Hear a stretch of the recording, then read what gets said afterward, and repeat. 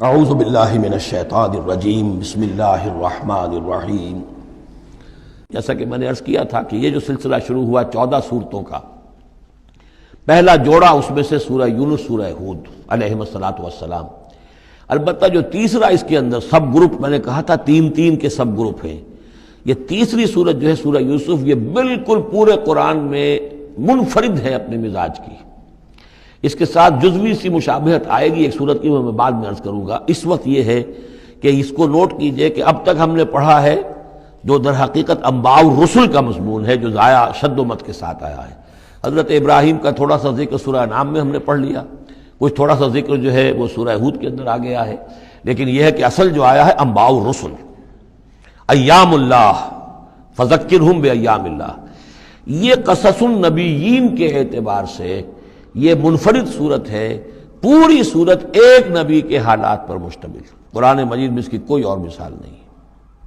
پھر یہ کہ اس میں وہ رنگ ہے ہی نہیں کہ حضرت یوسف علیہ السلام نے یہ دعویٰ کیا ہو کہ میں رسول ہوں، مجھے مانو، میری اطاعت کرو، اور وہاں کی جو قوم تھی اور بادشاہ جو تھا اس سے کوئی تعاون نہ کیا ہو، کچھ نہیں، وہ انداز ہی نہیں مانو گے تو عذاب آئے گا، کچھ نہیں۔ تو نبی میں اور رسول میں جو فرق ہوتا ہے وہ بھی آپ کنٹراسٹ اچھی طرح سمجھ لیجئے۔ حضرت یوسف نبی تھے، رسول نہیں تھے۔ رسول بنا کر جسے بھیج دیا جاتا تھا وہ تو پہلے کہتا تھا مجھے مانو، میری اطاعت کرو، ان اعبدوا اللہ واطیعون، اللہ کی بندگی کرو، میری اطاعت کرو، اللہ اور خیر صلی اللہ، اس کے بعد اگلی بات ہوگی۔ لیکن نبی کا معاملہ یہ نہیں ہوتا۔ نبی جیسے کہ مصلح ہوتے ہیں، نیک لوگ ہوتے ہیں، اولیاء اللہ ہوتے ہیں،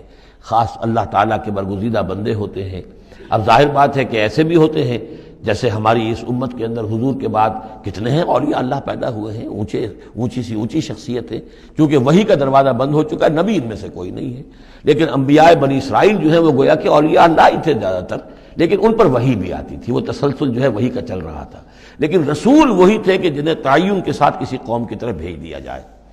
حضرت یوسف کے جو یہ واقعات یہاں آ رہے ہیں اس تفصیل کے ساتھ، اور پوری صورت نازل ہوئی ہے، اس کا ایک سبب ہے۔ میں نے آپ سے عرض کیا تھا کہ یہ جو آخری دور تھا مکی،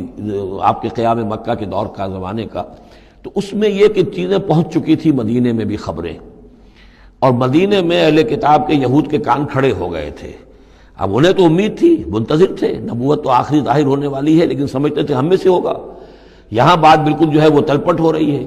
لہذا وہ اب کچھ نہ کچھ شوشے چھوڑتے رہتے تھے اور انہیں کہتے تھے اپنے پیغامات کے ذریعے سے کہ اچھا تمہارے یہاں سنا کسی نے نبوت کا دعویٰ کیا ہے، اچھا تو اس سے یہ سوال پوچھو کہ یہ ابراہیم تو آباد تھے فلسطین میں، یہ جو یہودی بنی اسرائیل ہے یہ مصر میں کیسے پہنچ گئے، جو وہاں سے پھر حضرت موسیٰ ان کو نکال کر لے کر آئے، لیکن کیسے پہنچے، پہنچنے کا سبب کیا تھا، کیا ماجرا تھا؟ یہ اب تاریخ کا ایک سوال تھا جو انہوں نے کر دیا۔ اس کے جواب میں اللہ تعالیٰ نے یہ صورت نازل فرما دی، اور اس قدر خوبصورت انداز میں نازل کی ہے۔ اور میں آپ کو ایک اور بات بھی بتا دوں کہ میرا قرآن مجید کے ساتھ جو معنوی تعارف ہوا ہے پہلی مرتبہ صحیح معنی میں، وہ اسی سورہ یوسف کے حوالے سے ہے، اور سورہ یوسف کی تفہیم القرآن مولانا مودودی کی۔ 1947 میں میں میٹرک کا امتحان دے چکا تھا، ہمارا رزلٹ بھی آ چکا تھا، لیکن یہ کہ اس کے بعد وہ فسادات کیا قتل عام شروع ہوا مسلمانوں کا مشرقی پنجاب میں۔ میں حصار میں تھا، تو حصار اس شہر کا نام تھا، لیکن ہم اس میں محصور بھی ہو گئے۔ تقریباً 1.5 مہینہ ہم نے مورچے بنا لیے اور اپنی حفاظت کرتے رہے۔ اس دوران میں ظاہر بات ہے کرنے کا کوئی اور کام تھا، وہ تو جو بھی مورچوں پر جن کی ڈیوٹی ہے وہ مورچوں پر کھڑے ہیں، باقی کوئی کام نہیں۔ تو میں اور میرے بڑے بھائی اس زمانے میں پھر ایک مسجد کے اندر بیٹھ کر، چونکہ انہوں نے بھی، وہ مجھ سے تو ویسے 6 سال بڑے ہیں، انہوں نے بھی جب میٹرک کیا تھا تو عربی پڑھی تھی، اور میں نے تازہ میٹرک کیا تھا اور میرے پاس بھی عربی کا مضمون تھا، تو پھر یہ ہم پڑھتے تھے۔ اور ترجمان القرآن جو مولانا مودودی کا رسالہ تھا، اس میں ان دنوں تفہیم القرآن میں یہ سورہ یوسف کی تفسیر شائع ہو رہی تھی، تو ان دنوں ہم مسجد میں بیٹھ کر یہ سورہ یوسف تفہیم القرآن سے، پھر چونکہ مجھے کچھ عربی آتی تھی اور تازہ تھی، اچھی تھی، تو اس میں یہ کہ ہماری گفتگو بھی ہوتی تھی، مذاکرہ کرتے تھے۔ تو اس طریقے سے جو پہلا بیرا، اس سے پہلے بھی بہرحال یہ کہ قرآن ہے، اللہ کا کلام ہے، اللہ کی کتاب ہے، ہمارا اس پر ایمان ہے،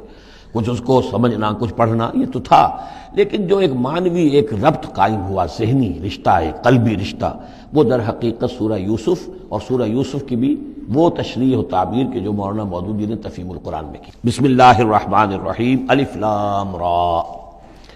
تلک آیات الکتاب المبین، یہ ایک روشن آیات کی کتاب کی آیات ہیں۔ انا انزلناہ قرآنا عربیا، ہم نے اس کو نازل کیا ہے عربی قرآن بنا کر۔ کس کو نازل کیا ہے؟ وہ جو ام الکتاب میں ہمارے پاس ہے، وہ جو لوح محفوظ میں ہے، اس کو ہم نے اتارا ہے اب محمد پر، تو قرآن عربی بنا کر اتارا ہے۔ لعلکم تعقلون، تاکہ اے عربو، اے عرب کے رہنے والوں، اے امیین کہ جن کی طرف اولین بعثت ہمارے رسول کی ہوئی ہے، تم اچھی طرح سمجھ سکو۔ نحن نقص علیک احسن القصص، اے نبی ہم آپ پر بیان کرنے لگے ہیں بہترین بیان۔ یہ قصص نہیں ہے، قصص ہوتا قاف کے زیر کے ساتھ تو قصے کی جمع ہوتا، کہ بہترین قصہ ہم آپ کو سنا رہے ہیں، نہیں، احسن القصص، قصص جو ہے یہ یہاں پر یہ مصدر ہے، بہترین بیان، ہم آپ کے سامنے بہترین بیان پیش کر رہے ہیں، بما اوحینا الیک ھذا القرآن، اس قرآن کے ساتھ جو ہم نے آپ کی طرف وحی کیا ہے۔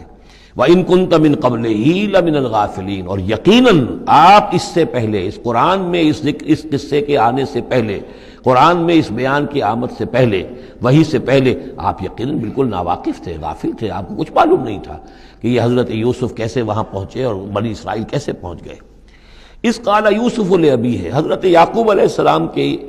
ایک تو بڑی بیوی تھی، ان سے 10 بیٹے تھے، بڑے تھے، جوان تھے، پھر ایک چھوٹی بیوی تھی، ان سے یہ 2 بیٹے تھے، یوسف بڑے ان میں سے اور بنیامین چھوٹے،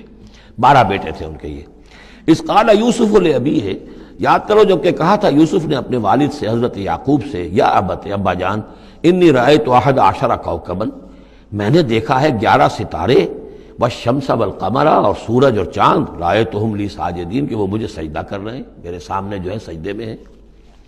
قال یا بنی لا تقصص رؤیاک علی اخوتک، حضرت یعقوب علیہ السلام نے اس بات کو سمجھ لیا کہ یہ 11 بھائی اور یہ میں ماں باپ، ہمارا کوئی خاص معاملہ ہونے والا اس بیٹے کے ساتھ، اور اللہ تعالیٰ اس بیٹے کی کوئی خاص فضیلت ظاہر کرنے والا ہے، لہذا فرمایا کہ یہ اپنا بیان لا تقصص رؤیاک علی اخوتک، اپنے بھائیوں کے سامنے بیان نہ کر دینا، فیکیدوا لک کیدا، تو وہ تمہارے خلاف کو سازش کریں گے، اس لیے کہ ان میں پھر حسد کی آگ بھڑک اٹھے گی، اور وہ سوچیں گے کہ اللہ تعالیٰ نے یہ فضیلت اگر کوئی رکھی تو ہماری بجائے وہ اس یوسف کے لیے رکھی ہے، تو اس سے کہ تمہیں کوئی غضب پہنچ جائے گا۔ ان شیطان للانسان عدو مبین، یقیناً شیطان تو انسان کا کھلا دشمن ہے ہی۔ وَكَذَلِكَ يَجْتَبِيكَ رَبُّكَ وَيُعَلِّمُكَ مِن تَأْوِيلِ الْأَحَادِيث، اور اسی طریقے سے تمہارا رب جو ہے تمہیں پسند کر لے گا، چن لے گا، یعنی نبوت کے لیے اب معلوم ہوتا ہے کہ میرے بیٹوں میں سے اللہ نے تمہیں چن لیا ہے، یہ معلوم ہوتا ہے۔ كَذَلِكَ يَجْتَبِيكَ رَبُّكَ، اسی طرح اللہ چن لے گا، برگزیدہ کرے گا تجھے۔ وَيُعَلِّمُكَ مِن تَأْوِيلِ الْأَحَادِيث، اور تمہیں سکھائے گا تعویل الاحادیث۔ اس کے 2 معنی ہیں، ایک تو یہ کہ خواب کی تعبیر کرنا، اور یہ کسی بھی بات کی تہ تک پہنچ جانا، کنہ تک پہنچ جانا۔ تو عام اگر لیں گے تو کسی بھی بات، معاملہ فہمی جسے ہم کہتے ہیں، جز رسی، کسی چیز کے جو ہے اجزاء تک انسان پہنچ جائے، نگاہ دور تک چلی جائے، وہ بھی، اور یہ کہ اس کو تعویل الاحادیث جو ہے یہ خاص طور پر خوابوں کے لیے بھی ہے۔